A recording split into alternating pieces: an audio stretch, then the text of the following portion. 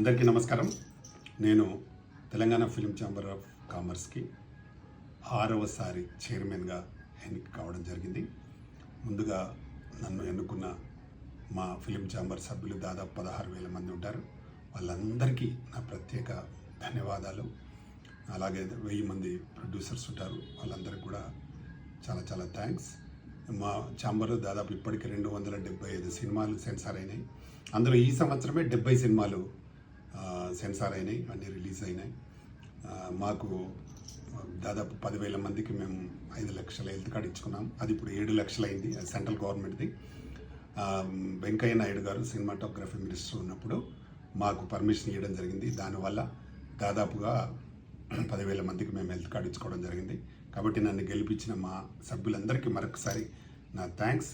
Me Pratani Ramakrishna Goud, chairman, Telangana film chamber of commerce. Thank you.